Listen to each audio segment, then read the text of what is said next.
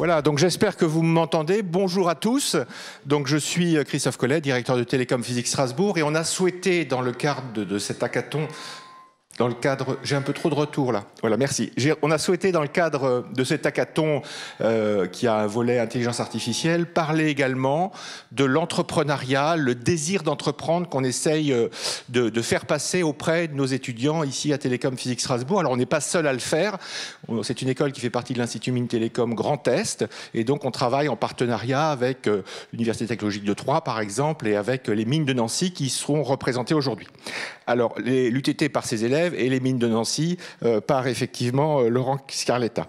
On va commencer avec Sylvain Dorschner, qui est directeur général donc, de Grand Innov, qui va parler donc partenariat, aide et partenaire dans le Grand Est, donc à l'échelle de cette région qui est la fusion finalement de 3 anciennes régions, et qui va nous parler effectivement des opportunités autour des défis numériques, de l'industrie 5.0, etc. Je te laisse la parole, Sylvain, si tu veux venir me rejoindre. Et donc, on a 30 minutes pour t'écouter, que tu nous présentes tous les défis qu'il y a dans le Grand Est à relever. Merci Sylvain. Merci Christophe, merci infiniment pour ton accueil, pour l'accueil de toute l'équipe du hackathon. On a eu l'occasion de s'en parler. Je salue dans la salle mes équipiers qui sont également très à la manœuvre et qui ont passé avec tous les hackathoniens une formidable nuit qui était blanche et productive. Alors j'ai 30 minutes. Non, j'ai 20 minutes pour vous expliquer le monde qui vient, et vous avez 10 minutes pour un jeu de questions-réponses, si j'ai bien compris. Et donc, je vais commencer quand même à parler un peu de ma fenêtre. Grand Innov ou Grand Innov Plus, c'est quoi? C'est l'agence régionale d'innovation qu'a voulu la région Grand Est et la CCI Grand Est, de manière à pouvoir, en quelque sorte, faire 2 choses. La première, c'est l'innovation et accompagner toutes les transformations liées à l'innovation. J'y viendrai dans un instant. Et la deuxième chose, évidemment, c'est de prospecter à l'international tous les investisseurs directs étrangers, les talents qui nous manquent tant sur le territoire de la région Grand Est, pour les attirer et faire en sorte que nous puissions avoir plus d'emplois, plus de création de valeur, plus d'investissements sur le territoire, le développement exogène. Alors, le monde qui change, c'est quoi en gros ? Vous avez un rapport de la CIA, ça c'est du soft power pur et dur. Hein. La CIA fait son rapport tous les ans sur ce qui se passe dans le monde 2040. Et c'est pas tous les ans en fait, c'est tous les 3 ou 4 ans je crois. Et ils se plantent pas beaucoup, ils se plantent toujours, mais pas beaucoup. Et là 2040, ce qui va se passer, c'est que c'est pas tout à fait le même monde qu'on connaît aujourd'hui. Je crois que la crise sanitaire n'a pas changé la trajectoire du monde, elle a simplement accéléré des mutations qui étaient profondément en sous-jacent et qui se retrouvent là. Et donc la CIA nous dit, bah voilà, le monde il sera un petit peu plus VUCA, vulnérable, incertain, complexe, ambigu. Il sera un petit peu plus dangereux, il sera un petit peu plus géopolitiquement tendu. Il sera avec 250 milliards d'objets connectés. On est à 8-10 milliards aujourd'hui, en 2040, 250 milliards d'objets connectés. Les objets connectés, ça a juste la petite particularité de déporter les informations et donc les datas au plus près des utilisateurs. Aujourd'hui, on est sur des datas qui sont centralisées à 80% et déconcentrées à 20%. Ce sera exactement le contraire en 2040, donc ça vous laisse penser. Chaque fois que je dis des choses, c'est pour que vous puissiez penser à l'avenir et les projets de création d'entreprise que vous pouvez mettre dedans. Voilà, c'est ça mon propos. Hein. Vous avez compris, mon intention, elle est là. C'est de vous donner toutes les clés pour comprendre les opportunités que vous pouvez choper. Après, il n'y a jamais eu autant d'argent qui va être déversé sur le monde de l'innovation et du changement dans les prochaines années. 5 000 milliards. Vous avez le plan Biden. Alors ceux qui étaient éveillés cette nuit l'ont peut-être vu voter directement au Sénat. C'est passé, voilà. Il n'a pas eu tout, mais il a eu quand même ses premiers 1200 milliards sur les changements des infrastructures. Il attend les autres 1600 milliards dans très peu de temps. Ça veut dire un plan de relance à 2800 milliards, juste pour que vous ayez le truc en tête, quoi. 2800 milliards, se tourner vers l'avenir. La Chine a monté son programme Made in China 2025, qui date un petit peu, mais qui vient d'être renforcé par le 14e plan quinquennal et qui va tout simplement complètement booster la partie écologique. Bref, de l'argent, il y en a, des mutations de partout. L'argent est focalisé sur ces mutations-là. La souveraineté, évidemment, tout ce qui est santé, tout ce qui est numérique, tout ce qui est évidemment industriel. C'est là que vous pouvez agir. Alors, c'est un monde qui s'accélère également parce que la R&D dans le monde, alors c'est pas mes caractères, hein, je pense que votre ordinateur n'a pas reconnu mes caractères, mais peu importe. On est avec 1,6 million de brevets, 2,5 millions de publications, 1,7 milliard d'investissements dans la R&D, 3 millions de post-doctorants doctorants dans le monde et 11 millions de chercheurs, c'est-à-dire l'équivalent d'un pays comme la Belgique, qui sont dans les laboratoires publics et privés partout dans le monde. Ça ne peut pas faire autre chose que pousser le progrès, l'innovation, la science, les innovations, les idées, évidemment. Ça, c'est la réalité du monde. C'est un monde qui s'accélère. Alors, c'est incroyable parce qu'il y a toutes les transitions qui sont à la fois. Elles n'ont jamais été aussi profondes, elles n'ont jamais été aussi structurantes, elles n'ont jamais été aussi concomitantes, elles n'ont jamais été aussi rapides. Et donc ça, c'est quelque chose qui, évidemment, percute tout. Notre façon de penser, notre façon de concevoir, notre façon de produire, notre façon de consommer, de distribuer, de vivre, de vieillir, de se nourrir. Bref, tout est complètement transformé par ce qui est en train de se passer. Là, c'est une petite explosion du volume des données. La 5G, évidemment, va pousser tout ça. On est dans les dimensions des zétaoctets. Un zétaoctet, c'est à peu près 250 milliards de DVD stockés. Le monde, aujourd'hui, est à peu près à 23 zétaoctets. On sera à 165 zétaoctets en 2025. Ça vous donne à peu près le push sur les datas. À partir des datas, on fait énormément de choses, évidemment. L'économie des datas, les infrastructures des datas, les data lakes, les data réservoirs, tout ce que vous pouvez imaginer avec le cloud, tout ce que vous pouvez imaginer évidemment avec les data centers, tout ce que vous pouvez imaginer avec les data, la valeur économique des data, c'est ça qui vous attend. Si vous avez des idées de hackathon ici, maintenant ou demain, l'année prochaine au même endroit, évidemment il y a un boulevard énorme, il faut y aller. On va vers une synthèse créative. L'humanité, elle fonctionne comme ça. Elle stocke dans le buffer des techniques, des technologies, des concepts, des paradigmes scientifiques. Et puis d'un coup, paf, il y a une synthèse créative. Tout est redistribué. On a eu la Belle Époque. Paris était la capitale de la Belle Époque. On a eu 2 fois l'exposition universelle à Paris où on avait un truc de dingue, où d'un coup on avait une rue qui avait des pavés, des kiosques à journaux, des étages haussmanniens avec du gaz, des salles de bain, de l'eau dans les étages, le métro au pied en 1901, etc. Synthèse créative de la Belle Époque, synthèse créative aujourd'hui.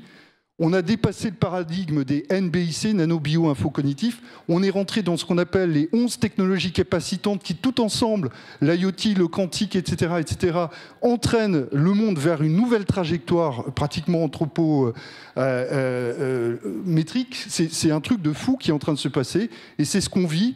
Alors, on a la chance de le vivre quand on est bien équipé comme vous, avec des bons cerveaux et la capacité de se projeter dans l'avenir. Mais attention, c'est une synthèse créative qui écarte les gens. Plus de capitaux investis là, plus de vitesse, plus de nécessité de se concentrer. Il faut que cette synthèse créative soit aussi inclusive, sinon elle ne sera pas. Voilà, on a des méga trends, c'est ça qui drive le monde aujourd'hui. Le premier, c'est le réchauffement de la planète. On est en plein d'ailleurs dans Glasgow. On a eu les accords de Paris, vous connaissez ça par cœur. C'est une génération que vous êtes qui est particulièrement sensible à ça. C'est le premier des mégatrends, c'est celui qui drive tout. C'est la matrice à partir de laquelle vous pouvez inventer des milliers d'entreprises réellement. La croissance exponentielle des technologies, je le dis, hein, c'est pas simplement qu'on a l'IoT qui grossit, on a ceci, là, c'est tout en même temps et à toute vitesse et de façon exponentielle. On parle maintenant du métavers, donc l'Internet du futur. On est pratiquement aujourd'hui à l'Internet par rapport à l'Internet du futur de 2040, pratiquement dans les 5 premiers % des pas qui ont été faits dans Internet, juste pour vous dire ça. Alors qu'on pensait déjà que voilà, Internet était partout, les réseaux sociaux étaient partout. On n'est qu'au 5% du potentiel d'Internet. Et ce qui va se passer, c'est qu'on va avoir le jumeau numérique de tout, avec une virtualité de tout, une réalité mixte, une réalité augmentée, une réalité virtuelle en même temps, de partout, à tout moment, à tout instant. C'est ça qui nous attend. Alors, évidemment, on pourrait se dire on est dans Black Mirror, ça va faire peur, c'est quelque chose, voilà. À nous emparer ça pour en faire quelque chose de technologie for good. Voilà, c'est ça notre challenge de ce hackathon, de tous les hackathons, j'espère de toutes les écoles d'ingénieurs de France, de se dire on est aussi là pour donner du sens à tout ça. Forte croissance et redistribution de la population mondiale. L'Europe n'a pas changé depuis 50 ans, ou 60 ans, ou 70 ans. On est toujours à nos 500 millions. Mais de l'autre côté, en Afrique, de l'autre côté, en Chine ou en Asie, on a pris plus de milliards. Donc c'est un truc de fou. On est à 8 milliards. Et voilà, il y a des classes moyennes qui ont émergé de partout, qui ont besoin de plein de choses pour lesquelles, évidemment, il va falloir aussi leur proposer, donc on peut le faire d'ici, et dans les hackathons, penser aussi à tous ces marchés qui nous échappent et qui, pour l'instant, sont des impensés de notre politique économique. La preuve, à moins 80 milliards de notre balance commerciale des échanges extérieurs, évidemment, on ne leur vend pas forcément ce qu'ils veulent acheter. Globalisation, bon, c'est remis un peu en question puisqu'il y a des effets de souveraineté, il y a des effets de relocalisation, il y a des effets de la globalisation est-elle moins heureuse qu'elle ne le fut, il fut un temps, dans la tête de certains penseurs comme M. Munk. Et puis une urbanisation accélérée de la société. Alors vous le savez, en 2020, on a fait passer la moitié de la population dans les villes. C'est un grand basculement. En Amérique du Sud, on est à plus de 80% dans les villes. On dit qu'en 2040, il y aura 70% de toute la population mondiale qui vivra dans les villes. C'est autant de choses, parce que la ville résiliente, la ville sobre, la ville inclusive, la ville qui ne sera surtout pas une smart city, mais alors là, vous l'enlevez de la tête, ce ne sera pas une smart city du tout. Il faut aussi l'inventer. Et là aussi, le hackathon pourrait être un excellent sujet, parce qu'il y a énormément d'économies urbaines nouvelles et créatives, avec des services écosystémiques rendus, plein de choses, d'externalités positives, plein de choses qui sont liées à ça, qu'il faut réinventer totalement de A à Z. Et donc, c'est des drivers qui sont importants pour votre chose. Comprendre les 3 transitions qui font le monde de demain. Alors moi, ce qui me plaît beaucoup avec l'équipe qui est ici, c'est qu'en réalité, ce que je suis aujourd'hui, c'est le porte-parole d'une agence Grand Innov+, 80 personnes, bourrées de talent, bourrées d'intelligence, bourrées de compétences, et qui vivent en permanence ça.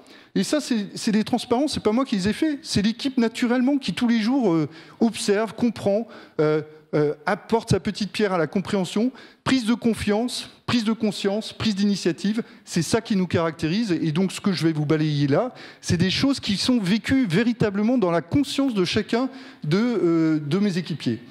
Donc la transition numérique, c'est quoi? C'est le temps réel, partout, barrière spatio-temporelle qui explose, c'est incroyable. Des maths de tout, la dématérialisation. Tout ce qui est matériel peut être dématérialisé, c'est ça le concept, tout. Il n'y a plus rien qui ne sera pas dématérialisé. Les objets connectés, j'en ai parlé, 250 milliards d'objets connectés, je ne sais pas si vous voyez le truc, quoi, mais c'est juste dingue. Et puis, évidemment, les données, hein, j'en ai parlé. Les données, c'est plus qu'exponentiel. On est dans quelque chose qui va devenir complètement l'environnement dans lequel on va... Et c'est pas l'or noir des données, hein, parce que les données, on va faire de l'argent avec le or noir, on va prendre quelques réservoirs de data et puis on va se faire de l'argent. Non, c'est pas comme ça. C'est tellement d'autres choses. Et ça, il faut réinventer totalement l'économie des data. Marché mondial du numérique, 3500 milliards d'euros. Voilà. Dans les 10 licornes les mieux valorisées au monde, 5 sont chinoises, 4 sont américaines. Nous, on devrait en avoir 20-25 en 2025 en France. On parle maintenant des hexalicornes. Hein. Une licorne, c'est 1 milliard de valo. On parle des hexalicornes. Combien on va en choper, je ne sais pas. Mais c'est peut-être ici même, cette nuit, que c'est décidé l'idée qui va faire une hexalicorne. Et moi, en tout cas, je le souhaite de tout mon cœur pour que ça se passe comme ça. Je ne vais pas commenter tous les chiffres parce qu'on a très peu de temps. Les enjeux technologiques, vous les connaissez par cœur. On est quand même à Télécom Physique Strasbourg. On est aussi avec, on va dire, l'école des mines de Nancy et puis l'ensemble de l'écosystème que Christophe a agrégé autour de lui. Donc, je ne vais pas parler de techno aujourd'hui, mais évidemment, toutes ces technos fonctionnent bien. Je mets toujours quelque chose sur la dimension sociétale.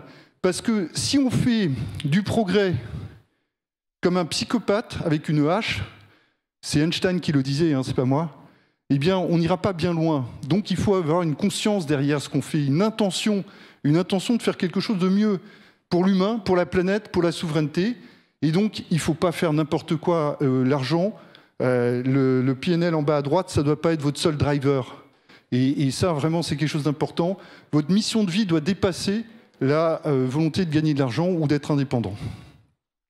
Transformation écologique, transformation énergétique, j'aurais dû la mettre en premier, évidemment, elle est majeure. Elle change tout. Nouveau modèle économique social, modèle de développement durable, nouvelle façon de produire, j'ai dit, de travailler, de vivre ensemble. Les enjeux environnementaux, la lutte contre la perte accélérée de la biodiversité. Plus de biodiversité, moins de carbone, c'est ça qui nous attend. Si vous avez des modèles économiques sur plus de biodiversité, moins de carbone, c'est incroyable. La biodiversité, on pensait que c'était un impensé, c'était gratuit, c'était partout. Maintenant, ça a de la valeur économique. Il faut y aller, il faut y aller.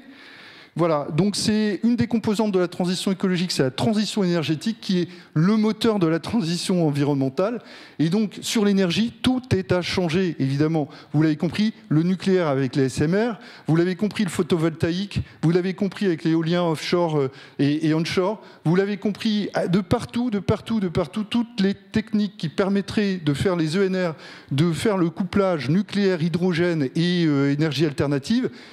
Et la liaison entre tout ça, c'est autant d'opportunités pour vous de faire du business. Bon, vaste sujet, enjeux multiples, voilà, je ne veux pas les lire. 29 juillet 2021, jour du dépassement de la Terre. On a épuisé toutes les ressources de la Terre qui ne peuvent pas se reproduire. Donc là aussi, il va falloir travailler là-dessus. Lutte contre le changement climatique, du business de partout, transport du business de partout, énergie, je viens d'en parler, logement et rénovation énergétique des bâtiments, 30% des émissions de CO2 de l'impact du réchauffement dépendent des bâtiments, économie circulaire et circuits courts qui se réinventent eux-mêmes avec la souveraineté, le rapatriement des entreprises venant du monde entier, lutte contre l'artificialisation nette des sols, eau et biodiversité, essentielle. On pense que l'eau, que l'air, c'est des biens naturels, des biens communs qui sont gratuits pour toujours. C'est pas vrai du tout. Et donc, gestion des déchets, ça, c'est du classique. Bon, les chiffres clés, vous les connaissez. En tout cas, je vous invite à les connaître par cœur parce que c'est toujours important.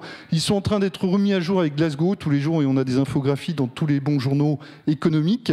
Et donc, il faut s'en servir. Et puis surtout, ça, c'est simplement un petit message. Vous avez l'énergie, vous avez les idées, vous avez le talent. L'argent, on l'a. L'argent, il est disponible de partout. Donc, que ce soit Semia, que ce soit tout l'écosystème ici présent, tous mes collègues qui travaillent sur d'autres agences ou évidemment Grand I9+, nous, on est à votre disposition pour pouvoir évidemment vous amener l'argent et vous avez les idées et le talent. On me fait un petit signe, c'est ça? Je suis au bout? Non, pas encore? Ah bon. Transition écologique créatrice d'emplois. Alors là aussi, je vois que la reproduction des slides n'a pas été forcément au top. Mais en gros, c'est simplement une slide qui vous dit que cette transition, qu'elle soit écologique, qu'elle soit évidemment numérique, qu'elle soit évidemment industrielle, elle va détruire des emplois, c'est le principe schumpeterien, mais elle va aussi en créer. Et donc ces créations, vous en serez peut-être les créateurs, les sources de création. Et donc ça ne veut pas dire que quand on fait une transition, on est forcément dans la décroissance. C'est ça que je veux dire. Bon, là, vous avez la transition humaniste et sociétale, c'est l'agenda 2030 de l'ONU. Et donc, vous avez sur les 18 cases qui sont finalement la matrice et les boussoles du développement durable, autant d'opportunités pour vous de vous exprimer en termes posez-vous la question, qu'est-ce que je peux faire à partir de ça, qui à la fois est un alignement sur moi-même et puis une volonté, malgré tout, de vous développer. Transition industrielle. Bon, les enjeux de l'industrie, ils sont à la fois techno, économiques et sociétaux. Vous avez là un appareil de production du futur qui est un schéma illustratif où vous voyez qu'à peu près toutes les lignes et toutes les fonctions d'un appareil de production sont percutées par à peu près 13 technologies clés, avec en plus la réactivité, l'agilité et la complexité, parce que ce n'est pas 13 technos qui sont sur des lignes de nage séparées. C'est 13 technos qui s'articulent ensemble et qui créent un système complexe. D'ailleurs, les Allemands appellent ça des systèmes cyberphysiques. On n'est plus dans des entreprises industrielles. Et les systèmes cyberphysiques s'interpénètrent entre eux. Et donc, des systèmes cyberphysiques, un système, il y a une fonction émergente du système. Ce n'est pas à vous, ingénieurs, que je vais expliquer ça. Quelle est-elle, cette fonction émergente du système? Comment ça se passe dans une industrie du futur? Les questions sont là, le business est là. Je ne vais pas tous les balayer. L'IoT, évidemment, les lignes de production flexibles, l'impression 3D, etc., etc., etc. Les robots, les cobots, l'IoT, le MES, le PPS, n'est-ce pas, cher Olivier? Voilà, on est là-dedans, clairement. Transition industrielle, vous avez une photo qui est le moment historique dans lequel on est rentré dans le mot industrie du futur. C'est Obama et Merkel qui sont au salon de Hanovre et c'est un robot qui vient leur offrir comme ça, de façon symbolique, la clé d'ouverture du salon de Hanovre, qui est le plus grand salon industriel du monde. Vous savez que l'Allemagne n'a qu'une vocation, son objectif suprême, la Chine, c'est d'être numéro 1 leader mondial. Elle le sera, on ne sait pas quand, 2025, 2026, 2027, on ne sait pas quand. Il y en a qui disent qu'elle l'est déjà. L'Allemagne n'a qu'une vocation, n'a qu'une ambition, n'a qu'une obsession, c'est d'être le numéro 2 industriel du monde. Voilà. Donc, ils sont là-dessus. Et donc, c'est ce moment de la remise des clés du Salon de Hanovre a été le lancement, puisque c'est un robot et ce n'est pas un humain qui a ouvert les choses, de l'industrie 4.0. Industrie 4.0, terme déposé par Siemens, vendu à Angela Merkel, parce que Siemens est juste le leader mondial, talonné de très près par Schneider Electric, de cette transformation industrielle. Nous avons aussi Dassault Systèmes en France qui est important, mais Dassault a un autre parcours. Il passe des bureaux d'études vers les appareils de production et Siemens monte des appareils de production vers les bureaux d'études.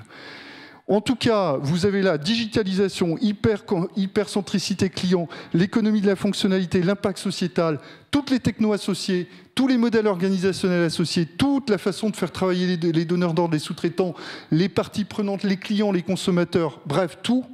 C'est ça les systèmes cyberphysiques. On parlera d'industrie, si j'ose dire, façon Charlie Chaplin, comme vraiment quelque chose de très très lointain, dans même pas 3-4 ans, 50. On verra.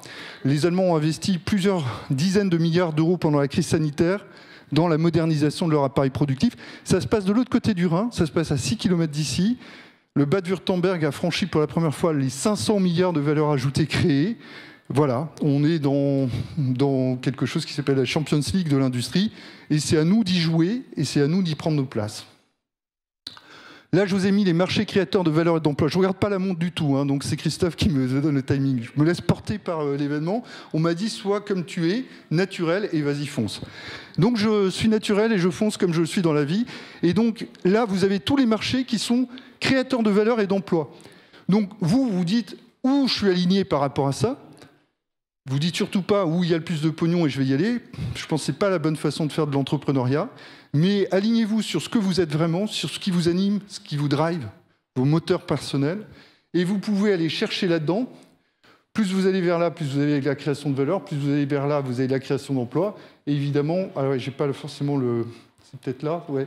Évidemment, sur ce carré supérieur à droite, vous avez la substantifique moelle de là où il faut, où on peut aller. Moi, je me suis amusé à mettre un petit peu en bleu comme ça, les choses où le Grand Est a des choses à dire. Là, vous avez 80% des emplois de 2030 qui n'existent pas encore. On en parlait, cher Christophe, tout à l'heure. Comment on fait les formations des emplois qui n'existent pas encore? Comment on fait ça assez vite avec l'ensemble du réseau IMT et d'autres partenaires, les 5 universités du Grand Est, les 31 écoles d'ingénieurs, etc., etc., et tous les organismes de formation qui ne sont pas forcément estampillés délivrant des diplômes nationaux, mais qui sont au moins aussi importants quand il y a des transitions comme ça. On a besoin de tous ceux qui peuvent nous aider à adapter les compétences ou anticiper les compétences de demain. En conclusion, on va vraiment vers une nouvelle économie, une économie décarbonée, une économie qui devient ni produit ni service, mais un mix des deux, une économie qui est en mutation complète sur tous les systèmes, une décentralisation des systèmes de distribution, de production, on le voit avec l'énergie, ça va être évidemment quelque chose de tout à fait révolutionnaire, une intégration des consommateurs dans les processus. C'est sûr que si on fait rentrer tout simplement avec l'impression 3D et la possibilité d'être dans une entreprise étendue, le consommateur, il peut designer lui-même ses sneakers, il n'y a aucun problème là-dessus. Il y a déjà des expérimentations qui le font. Et donc finalement, l'entreprise, c'est pas le détenteur des moyens de production avec le capital qui détient tout, c'est quelque chose qui va être beaucoup plus fluide, beaucoup plus pervasif qu'on l'a imaginé jusqu'à présent. Innover, de quoi parle-t-on? Bon, je vous ai mis une définition. Moi j'en ai. J'ai été élevé dans un écosystème extrêmement dur qui s'appelle le plateau de Saclay. J'ai été le directeur général d'un pôle de compétitivité, le premier de France, qui s'appelle Systématique Paris Région. 600 acteurs, dont les 30 entreprises industrielles les plus fortes de France.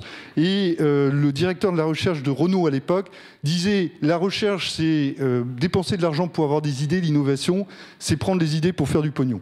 Voilà, c'était simple, ça m'a resté comme ça, je vous le répète sans filtre. Mais pour moi, j'aime bien aussi innover, c'est intégrer le meilleur état de la connaissance du moment pour faire progresser la condition humaine. C'est Marc Gigé qui le dit. Honnêtement, ça a été mon maître, honnêtement, ça a été mon prof, et c'est quelqu'un qui, encore aujourd'hui à l'Académie des technologies, continue à explorer et à labourer et encore les thèmes de l'imaginaire, de l'innovation et de tout ce qui s'appelle les transformations. Il est fantastique, je vous invite vraiment à regarder ces séminaires, s'appellent les Mardis de l'innovation. Sa chaîne, elle est fantastique et vous avez là une mine d'informations. Bon voilà, innover commence là où s'arrête la norme, et puis Freud, innover c'est dépasser sa nostalgie. C'est intéressant aussi parce qu'on a besoin aussi de se projeter vers le futur.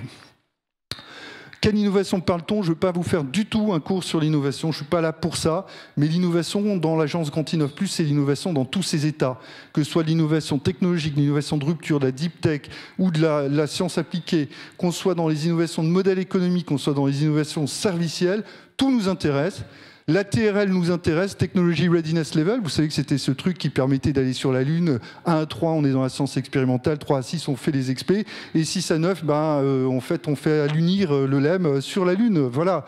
Et ça a été le modèle de développement des entreprises dites technologiques avec la TRL. J'aime bien la DRL, c'est le contraire, Demand Readiness Level. On part des attentes des citoyens, on part des attentes d'un territoire, et on fait remonter ça vers la techno, la science et les usages et les innovations. Ça vous permet de faire plein de choses. Bon, je ne veux pas passer sur les chiffres de l'enseignement. En fait, ma démonstration était de dire il y a un gros potentiel ici, en Grand Est, et vous êtes un échantillon de ce gros potentiel.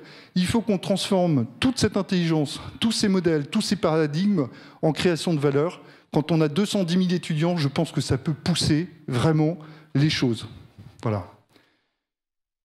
Investir pour devenir un hub éducatif à rayonnement européen, c'est quand même le projet du Grand Est. La recherche, la formation, la valorisation, transformation.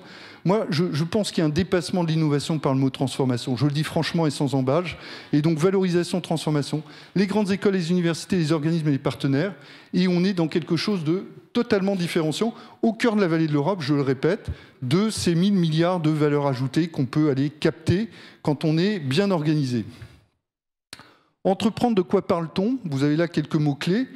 Mais moi, je veux surtout vous parler de l'esprit d'entreprendre. Parce que je pense, il y a eu très longtemps, les gens qui disaient « Oui, pour être entrepreneur, il faut avoir quelque chose de particulier, se lever un matin avec cette niaque, cette couleur rouge absolue, etc. Ou être fils d'entrepreneur, parce que sinon on ne peut pas le devenir, etc. » L'entrepreneuriat, ça s'apprend, évidemment. L'entrepreneuriat, ça s'apprend, et ça repose sur un certain nombre de piliers que vous avez sous les yeux. Et ces piliers-là, vous les entretenez, vous les cultivez. Si vous voulez devenir entrepreneur, vous pouvez l'apprendre. Mais c'est une discipline, l'entrepreneuriat. C'est une vraie discipline. Il faut garder son engagement, il faut garder ses motivations, il faut être raccord avec ses valeurs. Il faut que le driver intérieur de votre lever du matin soit là, au rendez-vous. Sinon, vous ne serez pas entrepreneur.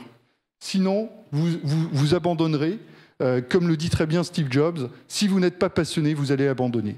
Un entrepreneur est quelqu'un qui jette d'une falaise et construit un avion sur le chemin de la descente. Ça, c'est Reid Hoffman, LinkedIn. Il a quand même réussi son coup. Et puis, vous avez Charles Darwin, pardon. Pour les darwiniens, ce ne sont pas les plus forts qui survivent, ni les plus intelligents, ni ceux qui sont les plus rapides. C'est ceux qui sont les plus rapides à s'adapter au changement. On n'a jamais été dans autant de changements en ce moment, et donc je pense que les vrais innovateurs, les vrais créateurs, les vrais entrepreneurs dont on a tellement besoin, c'est maintenant, c'est l'adaptation au changement.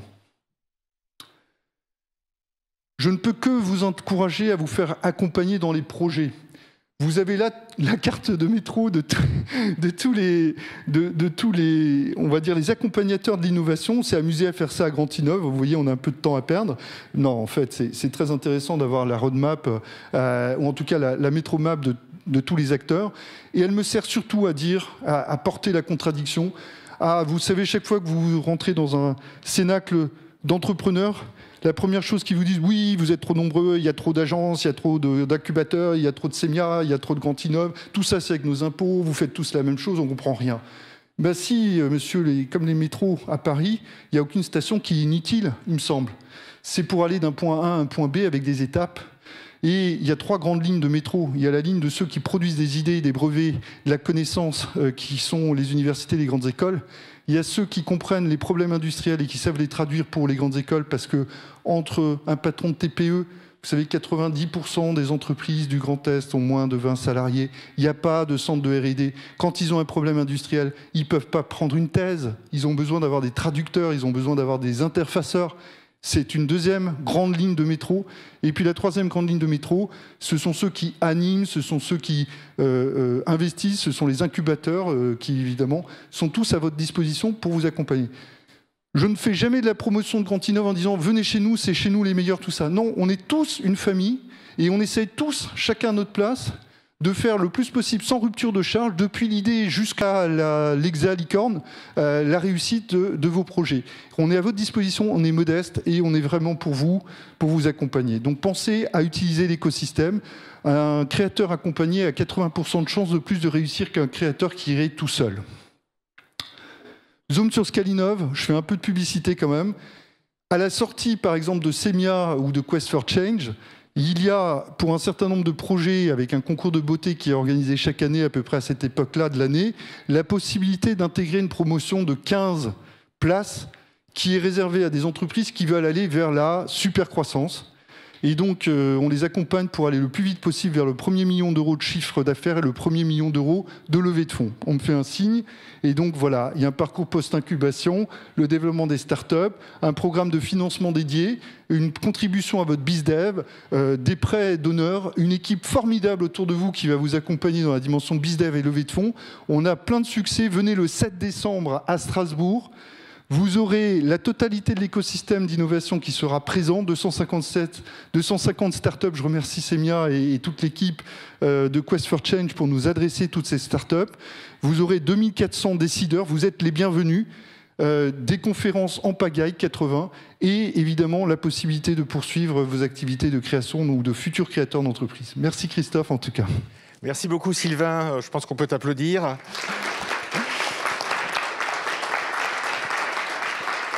Merci beaucoup. Donc, moi, ce que j'ai un peu retenu, c'est la belle époque. On vit, nous, pas la belle époque. Je ne sais pas comment on l'appellera dans quelques dizaines d'années, mais en tout cas, c'est une époque fantastique où les opportunités sont présentes. La deuxième chose, j'ai bien aimé ce que tu disais sur le progrès et l'innovation. On a longtemps parlé de progrès. On parle beaucoup d'innovation et je pense que les deux sont extrêmement liés parce que l'innovation, s'il n'y a pas de progrès derrière, c'est pas intéressant. Et entre autres, un progrès qui concerne l'ensemble de la population. On ne fait pas de transition numérique si ça n'emporte que 5% de la population parce qu'il n'y aura tout simplement pas de transition avec 5% de la population. On y est très sensible. On est dans une école ici où il y a 40% de boursiers qui est un vrai ascenseur social et on y est très attaché. On n'est pas les seuls. Donc ça, c'était le deuxième point. Et le dernier point, je vais laisser le temps pour quelques questions s'il y en a, c'est qu'effectivement, on est dans l'université, dans les écoles d'ingénieurs, au cœur de la formation de ce que seront les dirigeants de demain. On forme dans nos écoles actuellement ceux qui seront dans 20 ans aux commandes. Et ça, c'est un point très important. On a de la réactivité dans les écoles d'ingénieurs. Hein. C'est un peu dans nos gènes. Les entreprises sont présentes dans nos conseils d'administration depuis toujours. Et je pense qu'effectivement, passer l'esprit d'entreprendre à nos élèves fait partie de nos missions. Et c'est pour ça que je suis très content que tu sois venu t'exprimer ce matin. Est-ce qu'il y a quelques questions? On a le temps pour une ou deux questions avant de passer. En fait, c'est très bien parce que tu as fait une introduction très générale. On va passer ensuite sur les mines de Nancy qui ont un parcours entrepreneuriat, hein, donc qui incarnent dans la réalité des possibilités offertes aux élèves cette possibilité. Et puis après, on aura 3 étudiants qui ont sauté le pas, qui viendront témoigner. Est-ce que vous avez une question ? Ok, je propose, comme le temps est assez contraint, encore merci, bravo Sylvain, et puis je vais laisser la parole donc à Laurent Carletta, qui va nous faire un retour d'expérience sur l'entrepreneuriat, le parcours entrepreneurial qui est proposé à l'école des mines de Nancy, et donc je vais te laisser la parole pour une trentaine de minutes. Merci Laurent. Oui, vous m'entendez. Donc merci pour l'introduction. Merci d'avoir été invité ici finalement aujourd'hui pour parler du parcours qui vient d'être monté à l'école des mines. Alors après tout ce qui vous a été présenté, j'aurais beaucoup de choses à dire pour rebondir sur tout ce qui est enthousiasmant dans cette période qu'on vit actuellement. En fait, pour introduire la problématique, c'est peut-être parmi vos amis, vous avez des gens que vous connaissez qui ont envie en fait de se lancer dans l'entrepreneuriat, qui savent pas trop non plus d'ailleurs ce que ça veut dire d'être entrepreneur. Hein. C'est effectivement, il y en a, ils ont leur papa ou leur oncle qui est entrepreneur ou leur maman qui gère sa boîte, donc ils ont une petite idée. Puis il y a les autres qui disent oui, ça m'intéresse parce que j'ai envie d'être mon propre patron, j'ai envie de pouvoir pousser mes propres idées, etc. On peut le faire dans les groupes, dans certains groupes, mais on peut aussi le faire en étant entrepreneur. Et si on prend, moi je reviens il y a 25 ans, quand j'étais étudiant, la problématique c'était, si on voulait faire ça, il fallait faire ça le soir, entre 2 cours, 2 soirées, 2 week-ends où on avait des activités hautes, mais on avait très peu. Et puis on se réservait les vacances pour effectivement mettre le maximum d'énergie sur ces créations d'entreprises. Après on arrivait, il fallait trouver des financements. Alors il n'y avait pas le métro à l'époque, il venait juste de commencer à être creusé. Je crois qu'il y avait juste les puits d'accès, donc c'était compliqué. Et donc alors souvent ce qui se passait, c'était que quand on était jeune, c'était très très difficile de créer son entreprise, d'acquérir les outils, les réflexes, etc. Et donc l'approche était souvent on commence par faire sa vie dans une boîte, et puis après, plus tard, quand on a grandi, qu'on a appris confiance en soi, on va créer sa propre entreprise. Donc moi j'ai vécu cette expérience-là il y a quelques années, et en fait ça a quand même pas encore complètement changé dans beaucoup d'écoles. On constate que effectivement il y a encore une structuration des cours qui peut être faite, on va dire, de manière plutôt basée sur les sciences qui sont enseignées, les technologies, etc. Il y a quelques axes transversaux. Alors à l'école des mines, nous ce qu'on met souvent en avant, c'est que, on mettait souvent avant à l'époque, c'était qu'on était une grande école d'ingénieurs à vocation humaniste tournée vers l'international, et puis on rajoutait quand on était aussi intéressé par la transition écologique, etc. Et ce côté d'humanisme, en fait, était un petit peu disparu. Donc, ça m'a fait plaisir de voir ces thèmes qui reviennent, parce que voilà, on revient vers ça. On ne fait pas juste de la science pour la science ou de la technologie pour la technologie, mais effectivement, c'est pour le bien de l'humanité. Alors, ça fait toujours plaisir de le dire, mais ça fait encore plus plaisir de le faire. Alors, au niveau de l'école des mines, on va dire, ce qui s'est passé, c'est que on a une organisation classique actuellement qui est en fait sur des départements scientifiques. Mais on a aussi donc tous les ans des étudiants malgré tout qui font l'effort de venir nous voir en disant: moi, j'aimerais bien créer une entreprise, j'ai toujours eu ça en moi. Ça vient en plus du fait qu'on est dans un écosystème où, je ne sais pas si vous connaissez Artem, mais on a mélangé les 3 écoles, art, technologie, management, donc l'école d'art, l'école de lycéenne business school et l'école des mines. Et donc les gens, ils se voient tous les vendredis. On a même un double diplôme, on a des élèves des fois de lycéennes qui viennent chez nous faire aussi le double diplôme. Alors c'est souvent en informatique, c'est même quasiment uniquement en informatique, mais bon. D'ailleurs, pour préciser ma spécialité, c'est l'informatique aussi, c'est pour ça que je perçois bien les opportunités. Et donc, ce qui se passe, c'est qu'il y a des élèves qui viennent, mais jusqu'à présent, c'était, on va dire, je vais utiliser un vocabulaire un peu, on va dire, on le faisait en loose day. Voilà, pour être clair, les élèves venaient nous voir et disaient: bon, je vais faire une entreprise, tout ça, qu'est-ce que je fais? T'as un projet? Ouais. Alors ça tombe bien, alors j'espère que mes collègues n'en tiendront pas grief, mais je leur disais: voilà, si tu m'écris ton sujet de projet qui correspond à l'entreprise, et puis si c'est en informatique, ça tombera bien, peut-être que ton sujet de projet de 2e année et de 3e année se trouvera être ce sujet-là. Ah, ça tombe bien. Il y avait d'autres filières qui faisaient ça aussi en matériaux. En plus, à l'école des mines, on a beaucoup investi dans tout ce qui est, on va dire, Fab Lab, donc comme beaucoup d'entre vous, mais on a vraiment un environnement où on a un peu de tout. On peut faire depuis la création de circuits électroniques jusqu'à, on va dire, le découpage, le laser, etc. Donc on a beaucoup de choses. Donc les gens, ils viennent, ils travaillent là-dessus, mais c'était toujours officieux. Et donc la direction de l'école, les directions pédagogiques, relations avec les industries, etc., sont dit: il faut qu'on fasse quelque chose, parce que l'entrepreneuriat, effectivement, c'est ça qui va permettre que peut-être qu'on ne sera pas juste des fournisseurs de personnes pour la Champions League, de joueurs de haut niveau, pas juste centre de formation, mais qu'on puisse peut-être avoir des équipes qui vont jouer en première ligue. En Ligue des Champions plutôt, pour le coup. En première ligue, ce serait bien aussi, mais c'est pas la même chose. Voilà, bon, maintenant, donc, trêve de, voilà, je vais pas m'étendre là-dessus. Donc, on s'est dit comment on peut faire ça. Donc, on va remettre à l'ordre du jour cette notion d'entrepreneuriat, et on va l'inscrire dans l'ADN de l'école avec un petit vaccin ARN messager. Peut-être que petit à petit, il y aura des choses qui vont évoluer. On va produire de plus en plus d'entrepreneurs. Et donc, ce qui s'est passé, c'est qu'on m'a contacté parce que j'ai cette petite expérience pour le faire. Donc, j'ai effectivement monté des entreprises. Alors, comme vous constatez, j'ai pas la montre de luxe et il n'y a pas ma voiture de luxe garée à l'extérieur non plus. Donc, c'est que je n'ai pas non plus réussi à être une licorne. Mais en tout cas, voilà, j'ai déjà cette expérience. Donc, voilà, j'ai commencé à monter ça en discutant avec ceux qui avaient déjà l'expérience d'avoir fait soit par exemple des masters reprenariat, il y a ça à l'école, des gens qui font beaucoup de formations autour de ça. Et on a essayé de partir avec un a priori qui est: on va pas faire des cours, on va pas faire de l'entrepreneuriat apprendre l'entrepreneuriat avec un ensemble de cours, mais on va dire simplement si tu veux être entrepreneur, sois-le. Donc tu viens, le plus tôt possible, tu créeras ton entreprise, tu créeras ton activité, et nous on sera autour pour, au fur et à mesure de tes besoins, te fournir effectivement les informations, les coachs, les guides, tout ce qui sera finalement nécessaire pour que tu puisses entreprendre. Donc on va dire entreprendre en entreprenant, c'est l'idéal. Et le vrai support, c'est que la direction maintenant est au courant, tout le monde est au courant, les collègues sont au courant aussi, donc ça a été par contre une certaine négociation pour avoir un certain nombre de créneaux, parce que voilà, le problème de l'entrepreneuriat, c'est ce qu'on disait tout à l'heure, c'est pas que la journée, c'est les nuits, mais bon, si en plus la journée on peut quand même le faire, c'est bien aussi, quoi, on n'est pas obligé de travailler que la nuit et le week-end. Et donc comment on a fait ça? En plus, l'intérêt, c'est que maintenant c'est un parcours officiel, et donc il y a effectivement le mot magique quand même, les crédits ECTS, c'est-à-dire que si au bout d'un an quand même on se rend compte que finalement je suis pas trop entrepreneur, finalement aller travailler dans un grand groupe, devenir un futur chef de projet ou un dirigeant de grand groupe, c'est bien aussi. Donc j'ai fait mon expérience, j'ai fait mes ECTS, je peux même éventuellement partir faire d'autres formations, aller à l'étranger, etc. Donc je ne me suis pas complètement grillé en voulant monter mon projet d'entreprise. Parce que c'est vrai que j'ai oublié de dire aussi qu'il y a 25 ans, quand on faisait ça, en général, il y avait des petites répercussions sur les cours du matin, ou sur certains cours qui faisaient que on n'avait pas forcément toujours les résultats à la hauteur qui étaient espérés par l'école. Donc voilà, on revenait, on travaillait l'été, puis on revenait en septembre faire quelques rattrapages peut-être, on va ce genre de choses.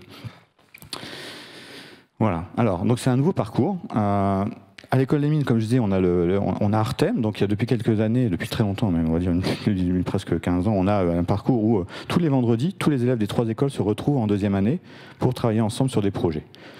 C'est la pédagogie par projet, maintenant tout le monde fait ça, dans toutes les écoles, donc c'est généralisé à des choses avec des artistes et des gens qui font du business, et ça prend, donc tous les vendredis sont libérés, et puis on a en gros, quand on est en 2e année, on a une demi-journée par semaine pour faire du projet.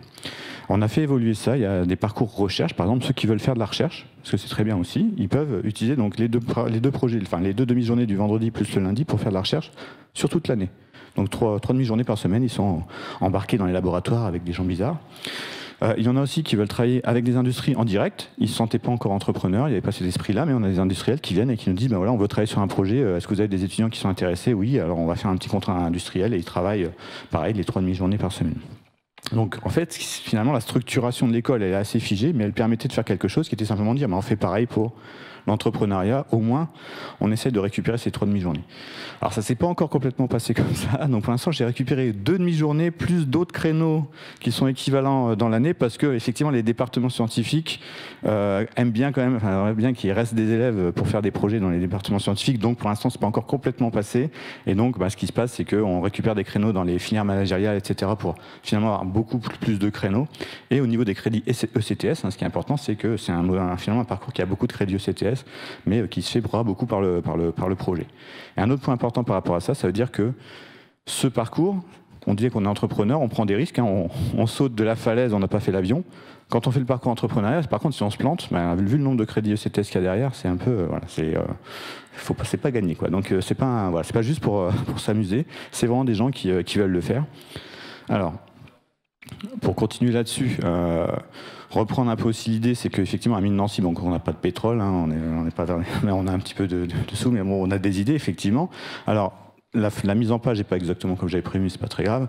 Donc le seul regret pour l'instant que j'ai dans cette année, c'est que dans les entrepreneurs neuses, il n'y a pas d'entrepreneuses cette année, donc il n'y en a pas eu qui ont sauté le pas chez les filles. Alors c'est vrai qu'il y a un petit pourcentage inférieur de filles de toute façon à l'école, mais voilà.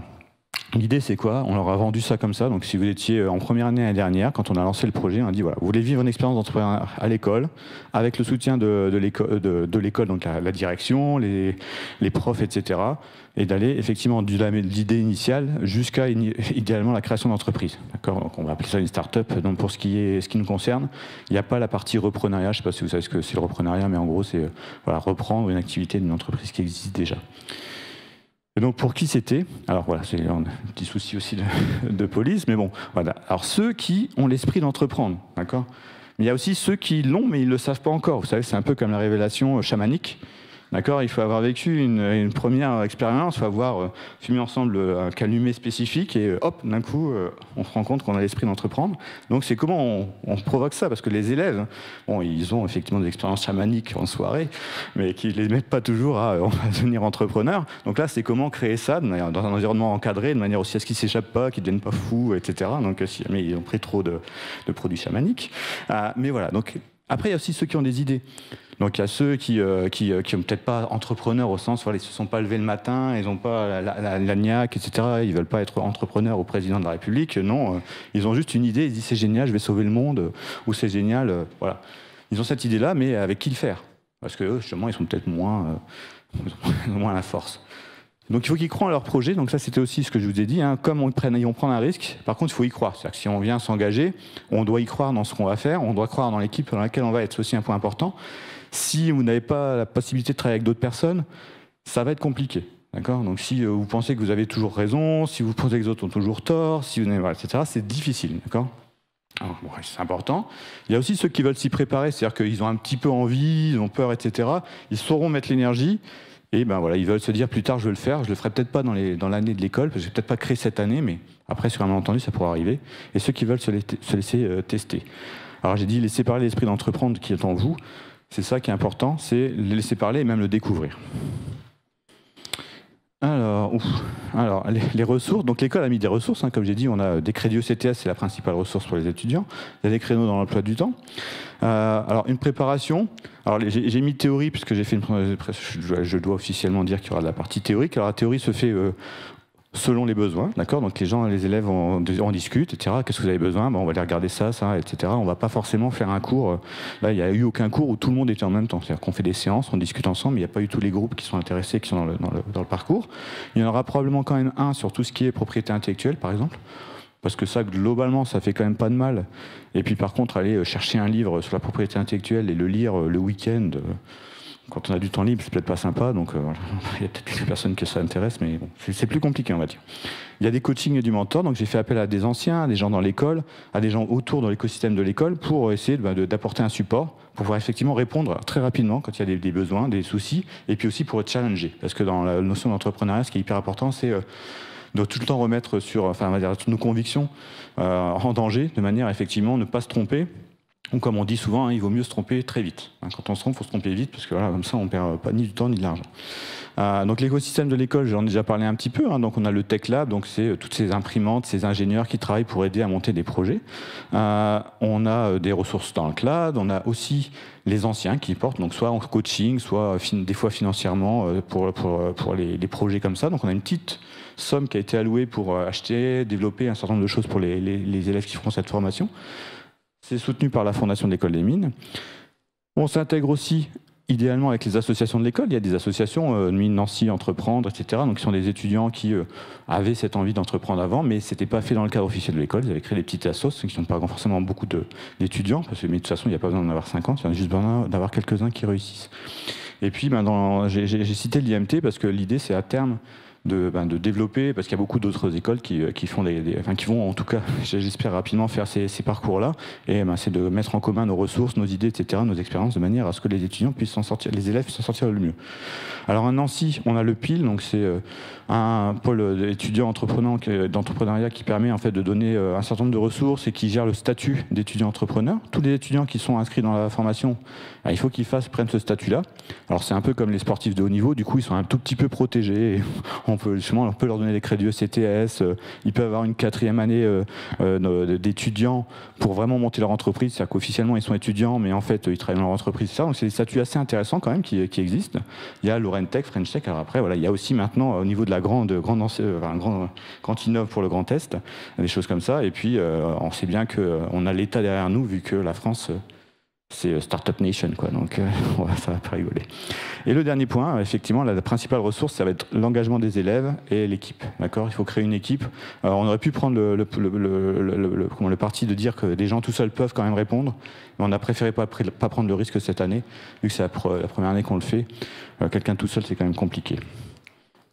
Voilà, donc après au menu, je sais pas combien de temps il me reste de temps, mais voilà, globalement c'est qu'est-ce qu'on leur fait pas mal de choses. Donc c'est quoi l'entrepreneuriat, qui va jouer quel rôle? Je disais tout à l'heure, il y en a qui vont être le vrai patron, il y en a qui vont être chargés plutôt pour la partie com, il y en a qui sont vraiment des techos, des techniciens, des technologues, qui vont vraiment se faire plaisir. Ensuite, il faut que ce soit agile, d'accord? Donc l'esprit startup. Alors esprit startup, ça veut dire quoi? Ça veut dire qu'on n'a pas de sous, pas beaucoup au début. Ça veut dire qu'on travaille beaucoup. Ça veut dire que on travaille sur des heures indues. dessus et que voilà, il faut quand même réussir à faire tout ça. On doit apprendre aussi quand même les lois et les règlements. Hein. L'entrepreneur, c'est pas c'est pas bandit, c'est pas gangster, c'est pas le Far West non plus. Ensuite, des thématiques où on va faire par exemple des ateliers de l'idée au produit, selon les idées qu'ils ont, les produits, etc. Certains sur leur projet à eux, d'autres, typiquement sur des hackathons comme celui de cette semaine, on va les pousser à participer à des hackathons dans l'année pour essayer de tester aussi sur d'autres idées, pour voir si finalement tout ce qu'ils vont avoir appris sur tel projet, ils sont capables de le remettre en jeu très rapidement. Parce qu'un des derniers objectifs finalement de cet entrepreneuriat, c'est pas que leurs projets qu'ils font maintenant réussissent, c'est que plus tard, ces élèves-là, quand ils vont avoir un projet, une bonne idée, ou quand quelqu'un va leur présenter un projet, une bonne idée, soient capables de mettre tout un système en œuvre extrêmement rapidement, de manière à transformer ça finalement en innovation puis en produit. D'accord ? C'est ça qui va être extrêmement important, c'est qu'il y en ait quelques-uns qui soient capables de faire ça. C'est probablement pas leur produit d'aujourd'hui qui les rendra millionnaires, mais peut-être que plus tard, eux, ils arriveront à apporter une équipe très rapidement, à monter les choses, à démarrer. Après, ils seront être vraiment un grand chef d'entreprise. C'est différent d'être entrepreneur au sens là où on le prend à l'école. Ensuite, dans les choses créer ou ne pas créer, on ne les force pas à créer, d'accord. Après, c'est vrai que quand on est dans un écosystème où il y a beaucoup d'incubateurs, beaucoup de personnes qui donnent de l'argent pour fonder, etc., à un moment, il y a la question qui se pose, c'est est-ce que je crée maintenant ? Est-ce que j'attends un peu ? Qu'est-ce qui se passe ? Qu'est-ce que j'ai droit comme aide en fonction de... Voilà. Donc là, c'est là qu'on a les relations avec des institutions pour aider à prendre les bons choix au bon moment et puis avoir effectivement un petit peu d'argent aussi à côté au moment où ça va être nécessaire, mais pas trop tôt, mais surtout pas trop tard. Donc voilà, ça, c'est difficile, hein, et ça, c'est là-dessus qu'on se trompe assez souvent. Et puis, participer à un certain nombre de hackathons, de salons, etc. Et un exercice qu'on va leur faire souvent, qu'on a déjà commencé, c'est les pitchs. C'est-à-dire qu'aussi, là, vous savez, le célèbre ascenseur pitch, hein, c'est plaisir de convaincre, en 30 secondes, vous avez 1 million, vous avez perdu. Voilà, donc... signez ici si vous avez des questions. Alors signez ici aussi, hein, je veux dire, il n'y a pas de souci. Et je prends, on me donne 5% sur toutes les entreprises qui sont créées. Mais ça, il faudra couper au montage, parce que bien sûr, ça n'est pas tout à fait éthique. Voilà, merci.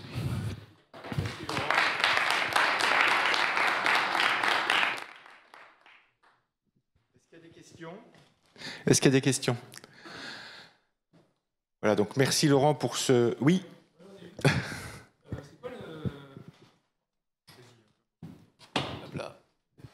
C'est quoi le magicien d'Oz ?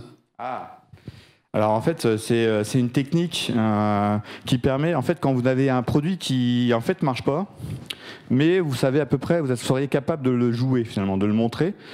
Donc en fait, vous faites par exemple simplement une interface graphique où vous allez montrer l'utilisation d'un appareil, mais derrière, il y a des marionnettistes, il y a des gens qui font semblant que ça marche.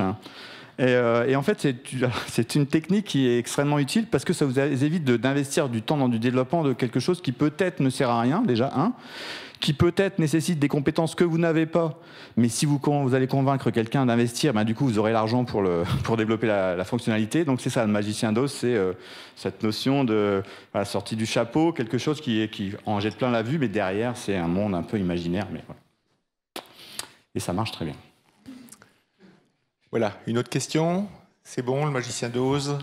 Je ne suis pas le magicien d'Oz. Merci Laurent. Ce qui est important, c'est qu'effectivement, par rapport à on descend progressivement dans des affaires aussi très concrètes. Hein. Comment, en tant qu'étudiant, tu as parlé du statut d'étudiant entrepreneur, hein, qui existe également ici à Strasbourg. Ça, c'est un statut qui permet d'avoir une 4e année, effectivement, avec le statut d'étudiant, qui est une sorte de parachute, hein, qui permet de démarrer son entreprise.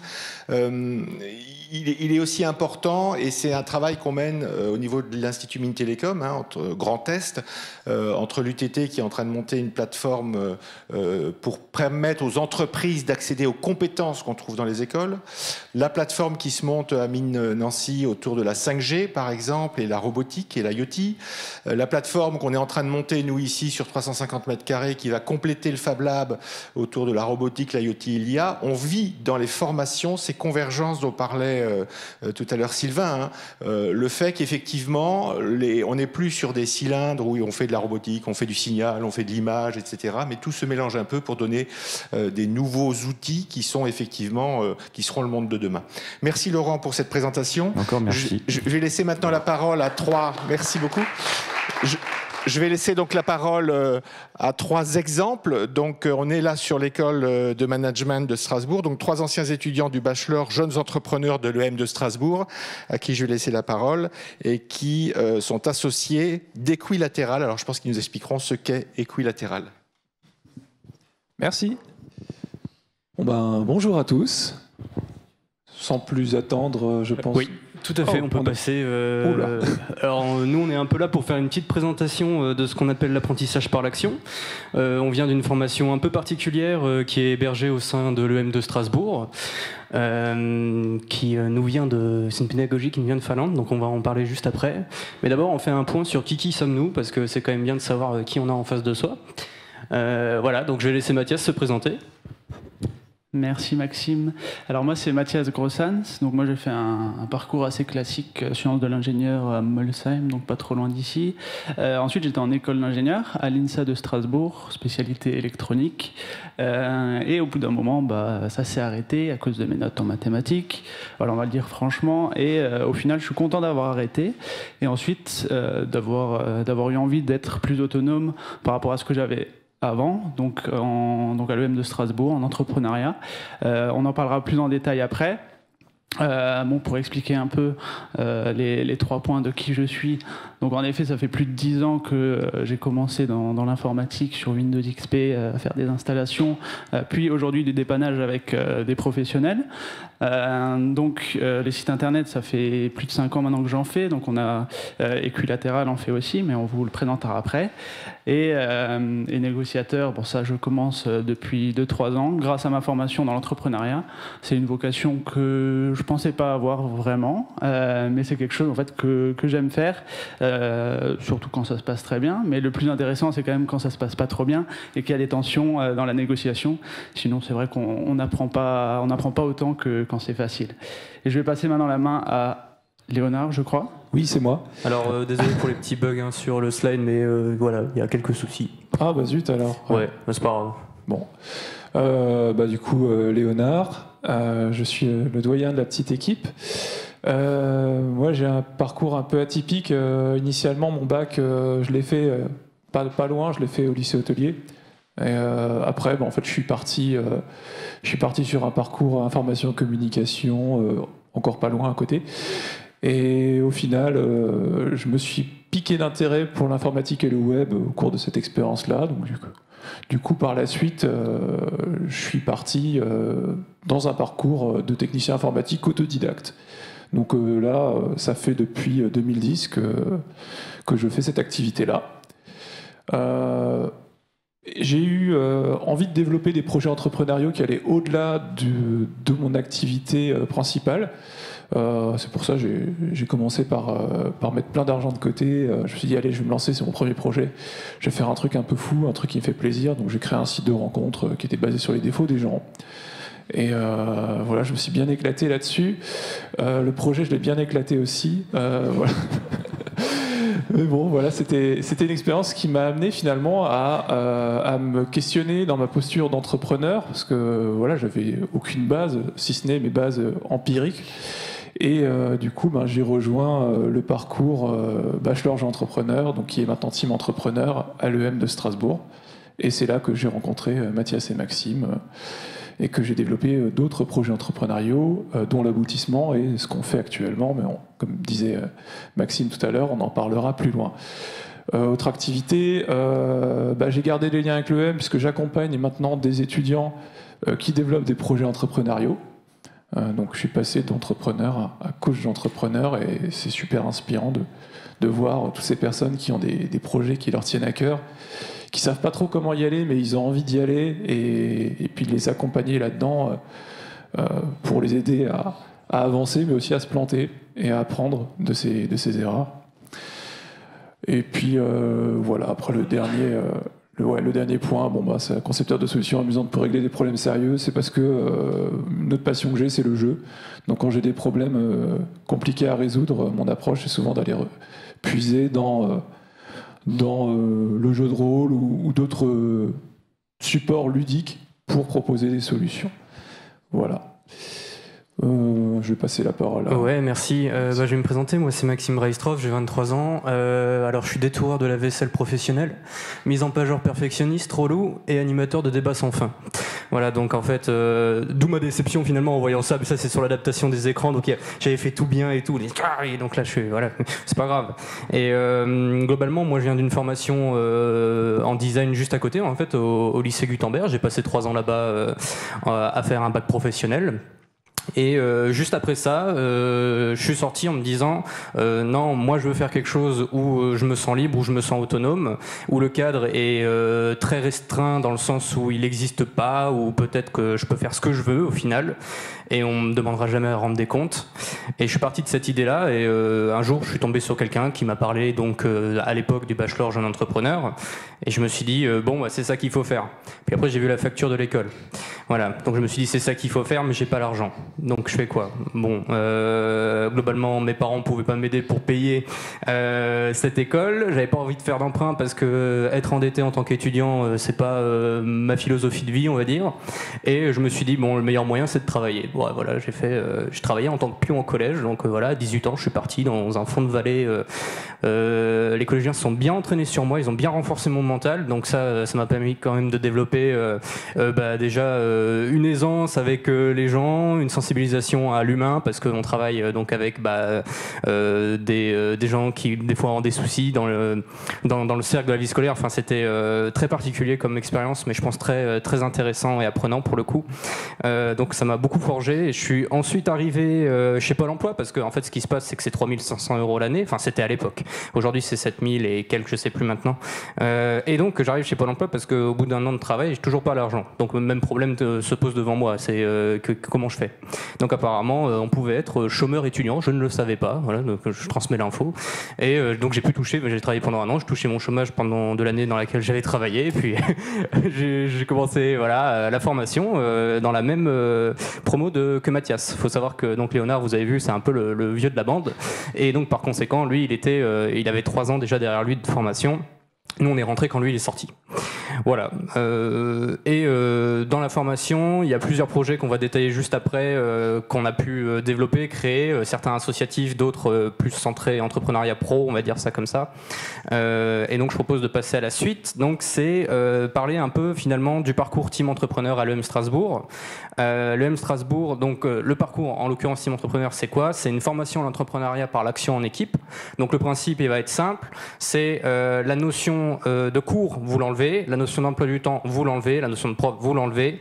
Il vous reste quoi? Il vous reste vous, vos idées, et ce que vous allez pouvoir créer avec vous-même et les gens autour de vous. Voilà. Et on détaillera après le pourquoi dans l'action. La notion quand on dit dans l'action, c'est vraiment, vous allez être au contact très rapidement du client, des gens qui, on va dire, correspondent à ce que vous voulez développer. Et ensuite, c'est pour qui? Donc ça, c'est pour tous les étudiants qui souhaitent vivre une expérience entrepreneuriale. Et pourquoi? C'est pour des projets d'entreprise rentrés autour de vrais clients, pardon. Ma langue a fourché. L'idée, c'est de dire, on va pas partir du point A où on va beaucoup réfléchir, mais on va tout de suite rentrer dans le dur et on va tester notre idée. Et on va très vite se rendre compte si ça va marcher ou si ça va pas marcher. Et ça va vite de perdre du temps sur toutes les autres étapes d'avant. Donc, je vais laisser Léonard présenter la matrice, donc Nonaka et Takeuchi. Ouais. Alors, sur quoi est-ce qu'on se base du point de vue pédagogique au niveau de Team Academy? En fait, un des éléments principaux, en fait, c'est effectivement la matrice de Nonaka et Takeuchi, qui sont 2 chercheurs japonais, qui ont constaté une chose, c'est que dans les entreprises japonaises, les moments où les gens faisaient des pauses et échangeaient, en fait, c'était un moment où toute l'expérience accumulée par le travail qui était d'ordre tacite s'explicitait. C'est-à-dire que les gens échangeaient, apprenaient, partageaient. Et ça crée finalement derrière des idées, ça crée des concepts, et ça permettait de proposer finalement des améliorations et d'initier une dynamique d'amélioration continue dans le travail. Donc cette matrice illustre un petit peu ça, hein, donc la phase de socialisation où on a la partie connaissance tacite qui s'explicite donc, lors d'une phase d'extériorisation, une phase de combinaison, donc où là on commence à construire des choses par rapport aux connaissances qui ont été explicitées. et la phase d'intériorisation où on va un petit peu tester ces idées-là. Puis revenir sur une phase de socialisation, donc on est sur un élément cyclique, mais qui sera peut-être un peu plus compréhensible avec la slide suivante, qui est celle du cycle de Kolb. Voilà. Donc le cycle de Kolb, alors je pense que c'est Mathias qui va nous l'expliquer. Oui, je vais expliquer le cycle, puis les outils qu'on a mis à l'intérieur en même temps. Donc le cycle de Kolb, en fait, c'est se baser sur l'expérience, puis donc l'expérience, donc aller dans l'action. Donc nous, ça commence en première année, on va dans la rue vendre des petits pains, voilà, qui est une grosse sortie de zone de confort pour tout le monde en général. Ensuite, l'explicitation. Donc c'est retenir ce qui était positif, négatif, en retenir des apprentissages. Je reviendrai sur les outils après. L'explicitation, l'explication, pardon, donc avec des réflexions encore plus poussées sur ce qui a été vécu.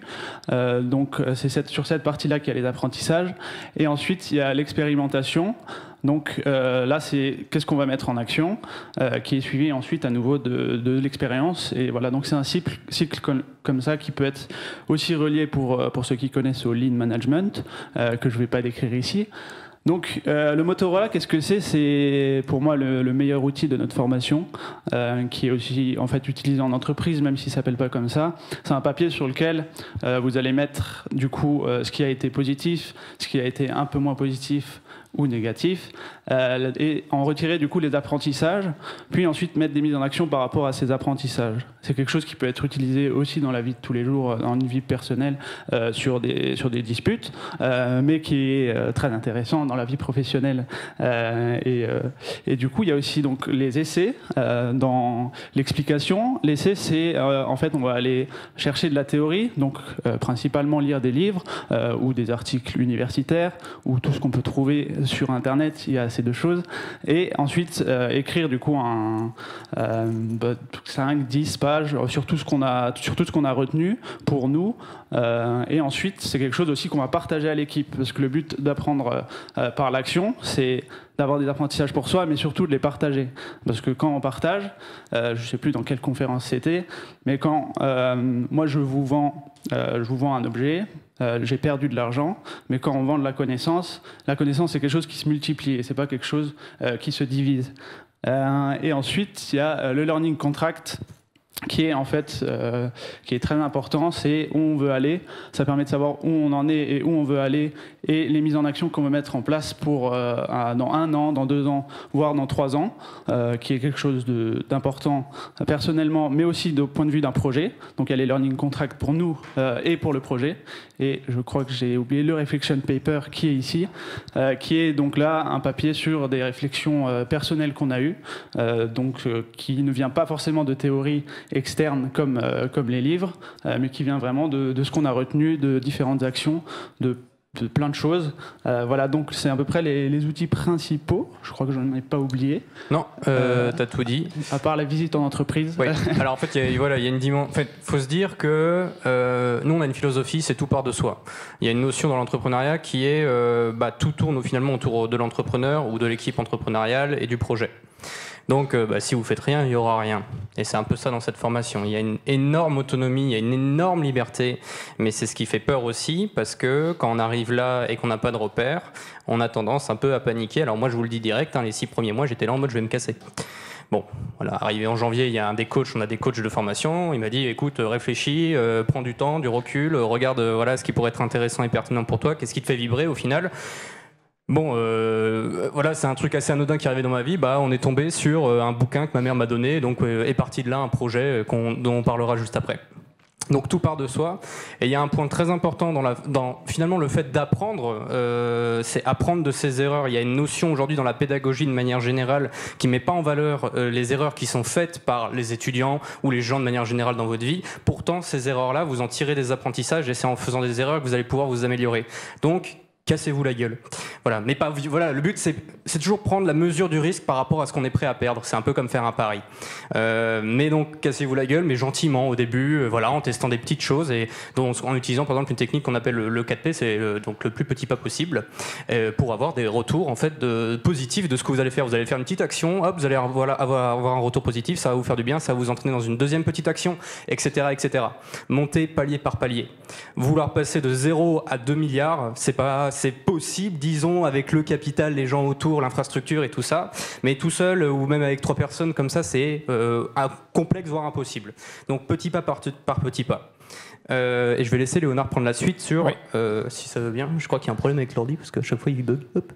Voilà. Ok, merci. Alors je vais parler, Mathias nous a parlé tout à l'heure de la vision, du contrat, du learning contract, du contrat d'apprentissage. Donc je vais faire une petite parenthèse sur la vision personnelle et je vais l'associer à un cas concret. Donc moi, comme je vous disais, j'accompagne des étudiants qui portent des projets entrepreneuriaux pour le M au sein d'un organisme qui s'appelle la Ruche à Projet. Une des premières choses que je fais avec les étudiants au début du parcours, c'est que je les amène à travailler sur une chose qui est leur vision personnelle. C'est-à-dire répondre aux questions d'où je viens, où j'en suis, où je vais, comment j'y vais, comment je sais que j'y suis arrivé. Donc ça, finalement, on retrouve cette vision personnelle qui est centrale par rapport au projet de l'étudiant. Dans cette vision personnelle, comme les étudiants sont rarement seuls, ils sont souvent à 2, à 3, donc il y a une dimension équipe, il va falloir reproduire ce travail, mais à l'échelle collective. Mais évidemment, on est tous différents, donc forcément, la vision d'équipe va intégrer les visions personnelles de chacun. Et donc j'ai illustré un petit peu la place de la vision d'équipe au sein de la vision personnelle. C'est pas juste pour faire joli que j'ai fait une taille, c'est parce qu'aussi par expérience, ce qui guide vraiment la personne, même si elle est dans une dynamique collective, ce sera avant tout sa vision personnelle. Donc gardez à l'esprit, si vous faites un projet entrepreneurial, que c'est toujours un petit peu ce que disaient un de mes collègues, l'intérêt égoïste de chacun qui va pousser dans une direction. Et l'idée, c'est de faire en sorte que cette direction, ce soit celle de l'équipe. Donc il y a ce travail là-dessus. Et dans cette équipe, on a encore un cercle plus petit, c'est celui du projet.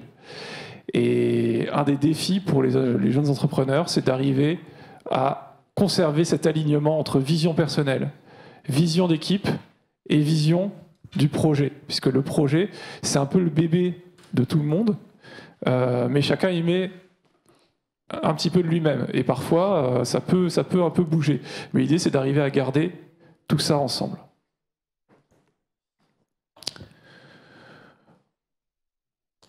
Voilà, donc on va s'envoyer la balle ou vous voulez commencer? Je te propose de commencer avec Topi1j et je fais quoi? Je pense Mathias équilatéral si t'es partant. Okay. Oui, on va compléter.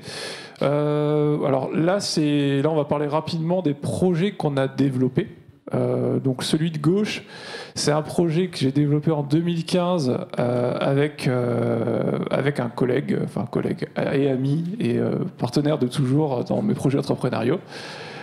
Nous, initialement, on était tous les deux des fans de jeux vidéo et on s'est dit, tiens, on était en première année, on va faire un projet en rapport avec notre passion.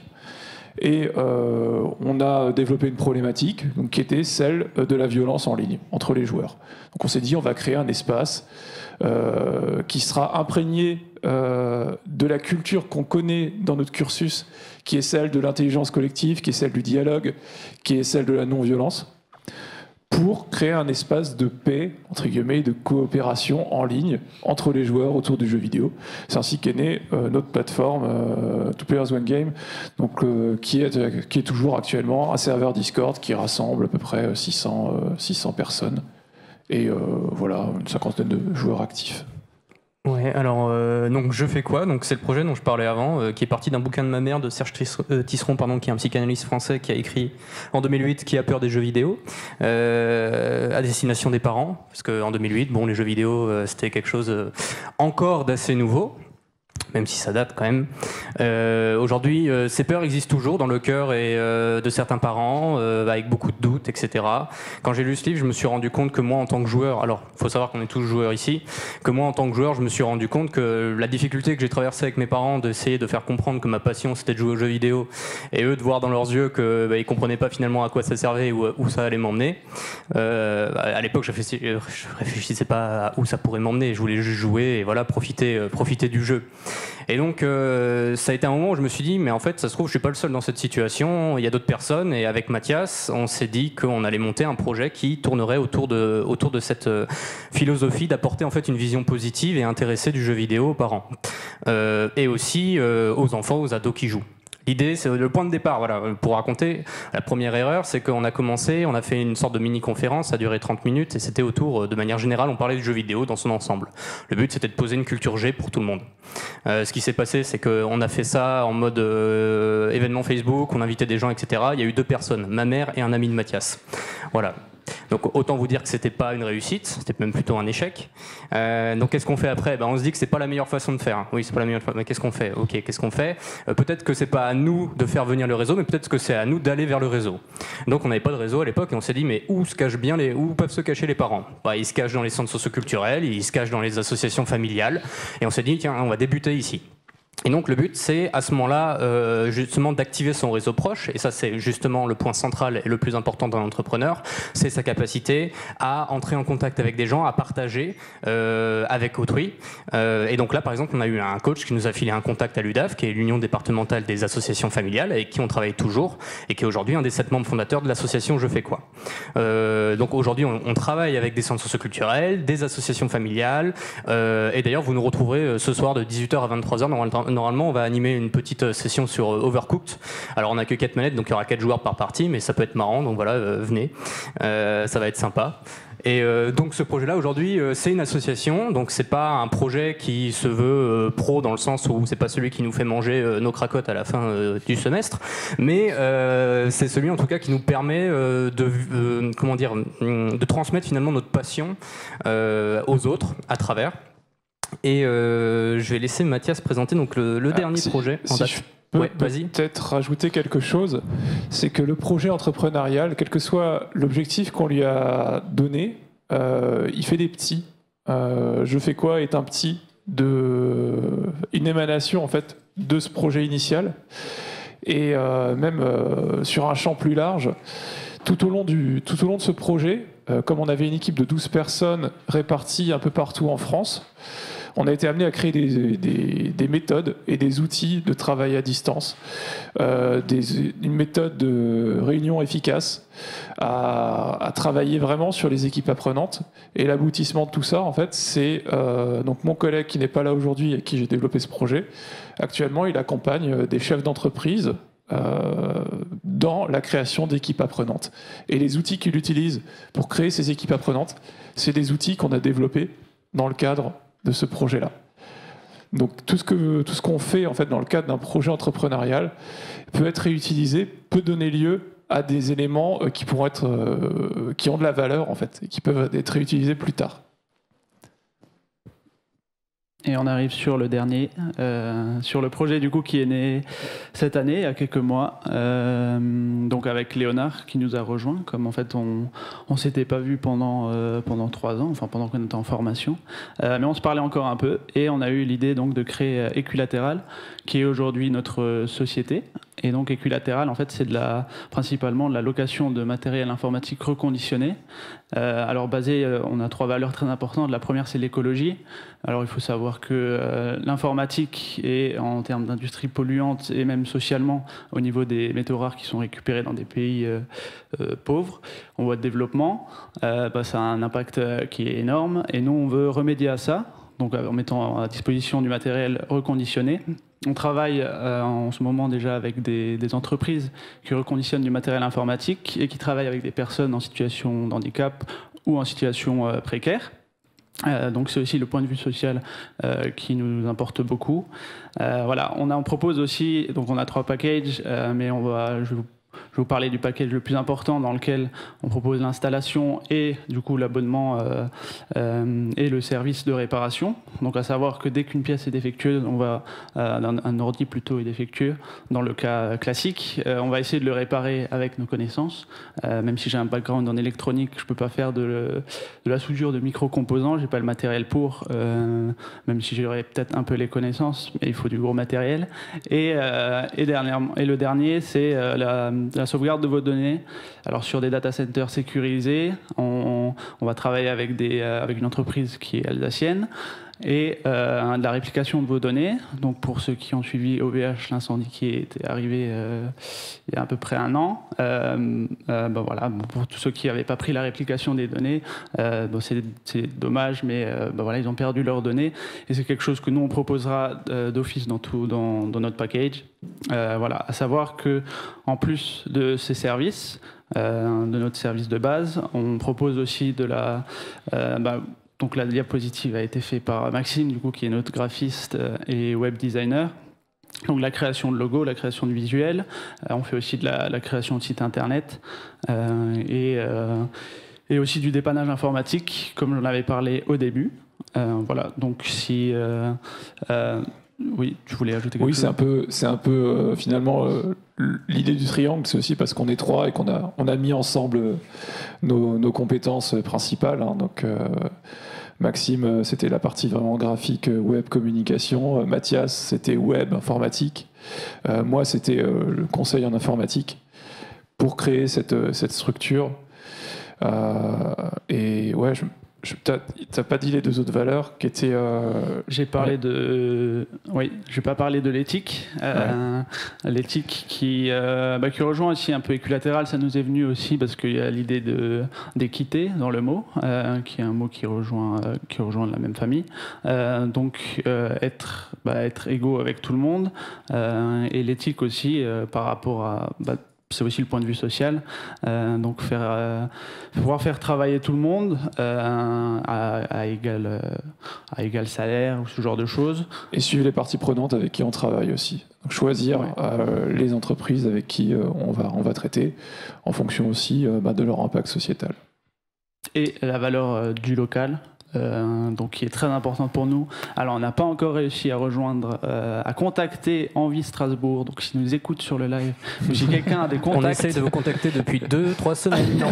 On aimerait bien avoir une entreprise à Strasbourg. On travaille avec une entreprise qui est à Annecy et une autre sur Paris, voilà, qui reste dans le local, mais on aimerait bien être en circuit encore plus court et voilà, pouvoir travailler avec des acteurs alsaciens, pas forcément dans le patriotisme, mais c'est plus proche et c'est plus sympa de pouvoir avoir des personnes en face de soi. C'est marrant parce que là ça me fait penser juste qu'il y a la notion donc on s'est rassemblés et qu'à la base nous on était amis joueurs, mais il faut savoir un truc, c'est que par exemple moi j'ai eu d'autres projets où j'ai fait ça avec des amis et c'est pas toujours facile de lancer un projet entrepreneurial avec des amis, et c'est pas parce qu'on est amis que ça marche. Voilà. Et souvent, bien souvent, c'est même mieux de sortir un peu de son cercle et d'aller voir des gens extérieurs et tout d'un coup trouver un futur collaborateur qui, on va dire, parle des mêmes valeurs et a des idées proches. Voilà. Parce qu'au niveau, là où la relation se concentre d'abord sur le travail et ensuite va vers l'amitié, ce sera toujours plus simple pour créer un projet. Et merci. Voilà.